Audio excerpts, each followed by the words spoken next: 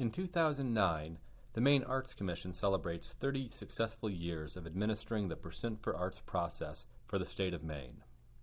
To mark this anniversary, 5 Maine arts organizations were funded by the Maine Arts Commission to present lectures by national and international experts who make significant contributions to our notions of public art. The local arts organizations selected were Space Gallery, Portland Arts and Cultural Alliance, and Maine College of Art, all in Portland, and Tides Institute and Museum of Art in Eastport, and Waterville Arts Council.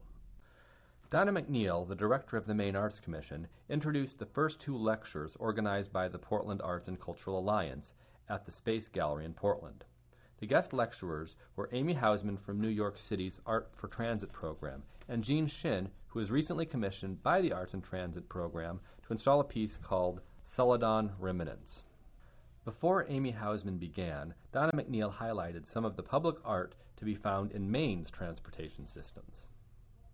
I encourage you, when you do travel in and out of the state of Maine, to look carefully at our transit sites. All of our rest areas, our airports, our train stations have had Percent for Art projects that have been funded through the Percent for Art program. The beautiful Tony Harbert and Shoshana White photographs at the train and bus station are really worth looking at. Amy Hausman began by introducing the rich history of public art in the New York City subway system, taking time to highlight the important role that art plays with respect to quality of place. They were interested in building something that was beautiful, something enticing, to encourage hesitant New Yorkers to descend below ground. So I challenge you to kind of consider that marketing aspect of all of this as we're thinking through this whole process. As part of this plan, they hired William Barclay Parsons as chief architect. He was responsible for the vision and the original specifications of the subway. And the planners of the New York City subway took this very seriously, and they added the following clause to the original contract, which I think is really remarkable to see. The railway and its equipment is contemplated by the public contract constitute a great public work.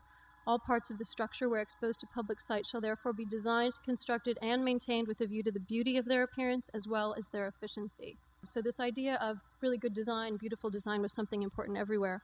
This line is kind of the cornerstone upon which Arts for Transit is built, and we refer to it all the time.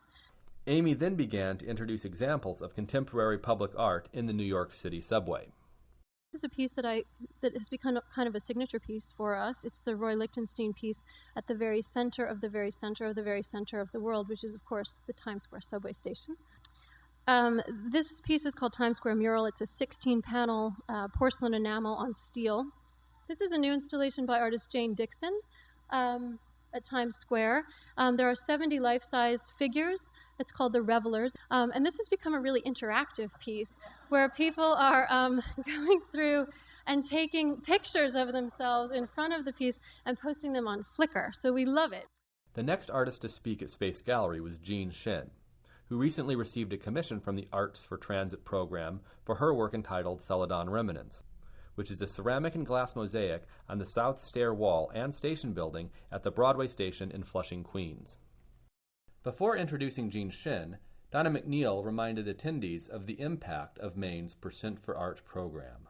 This program has sponsored public art in over 400 sites, delivering over $3 million to artists, mostly in the state of Maine. The law says preference shall be given to artists who are Mainers. So I encourage artists in the audience to apply. Before talking about her Arts for Transit project, Jean Shin introduced her early work and spoke about the process she uses as a public artist.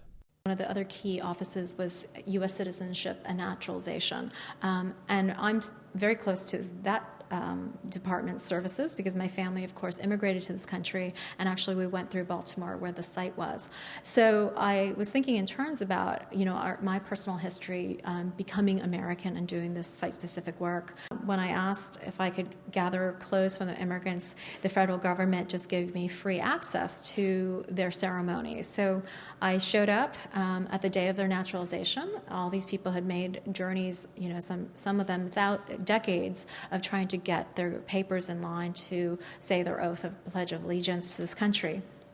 So before that started, I took a podium and said, "Hi, welcome to this country. But before that ceremony begins, I'd like to invite you to do a public art project with me. I'd like you to donate your clothes." So that went off really well. The Public Art Lecture Series continues in July with a talk from Patricia Phillips in Waterville.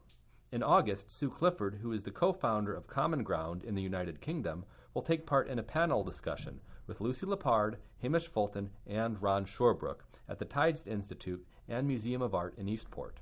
In October, 2 lectures will take place in Portland. Artist Amy Francisini will speak at the Maine College of Art, and internationally known street artist Swoon will speak at Space Gallery. Finally, Liz Lerman, founder of the Dance Exchange, will speak at the upcoming Juice Conference in Rockland this November. There are a whole host of other public art events taking place in Maine this year, and details of those and the lecture series can be found on the Maine Arts Commission website, www.mainearts.com. This recording was made in cooperation with the Community Television Network.